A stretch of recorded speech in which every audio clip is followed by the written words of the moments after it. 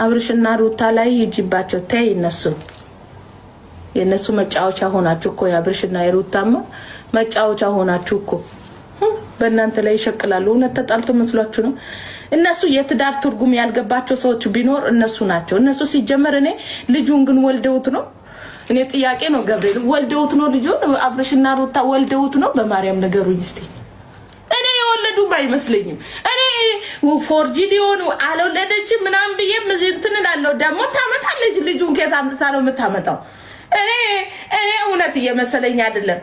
እውነት ወልዳው ከሆነ እነሱን ተዋቸው። እነሱ ለሰዎች አሪያ የሚሆኑ ሰዎች ሳይሆኑ በጣም ጠንቅና ለምሳሌ ለትዳራቸው ሰው ክብር እንዳይኖረው ለትዳራቸው እንዳይታመኑ የሚያደርግ ድራማ ነው። ይሄ ለሰው ልጆች አስፈላጊ አይደለም። የነሱ ፊልም አንዳንድ ፕራንኮች ለባለ ትዳሮች አስተማሪ የሆነ ነገር ሊሆን ይገባል።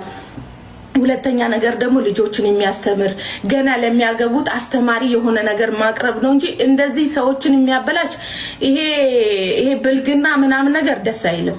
እኔ አብርሽና ሩታን አድራቂያቸው ነበርኩኝ። ቀለበት ሲደራረጉ ምናምን ምንም ችግር የለብኝም። እኔ እንደማንኛውም ሰው ያለው።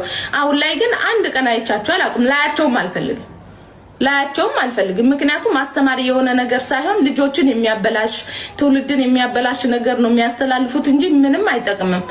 አንዳንድ ፊልምና ፕራንክ ነገሮች ሰውን የሚያስተምር ነገር መሆን አለበት። ለምሳሌ በትዳር ውስጥ መከባበር እንዲሁም ደግሞ መተዛዘን፣ መታዘዝ በጣም ብዙ ነገሮች አስተማሪ የሆኑ ነገሮች መለቀቅ ያለባቸው አሉ። አንድ ቀን ተጣሉ፣ አንድ ሴት ይዞ ይመጣል። አንድ ቀን ተጣለች ሂዳ ወንድ ይዛ ትመጣለች። አንድ ቀን ተጣሉ ሂዶ ተላተመ ከአንዷ ሴት ጋር ደግሞ ቬሎን ከት እንደሚያመጡት አላል። ይሄ ምንም እንትን አያስቅምም አያስደብርም ደስም አይልም አይመጣው። አሁን መዳም ቤት ያሉ ልጆች ምን ይማሩ ከናንተ? ወዲያ በሉልኝ። እኔ ስለነሱ ማውራት አልፈልግም። ወዲያ በሉልኝ አልፈልግም።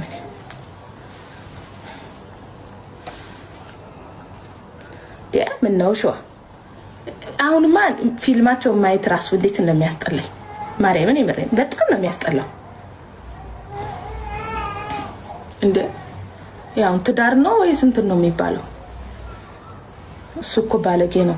እኔ አልፈልግም እንደዚህ። እኔ አልወድም። ይቅርታ አድርጉ።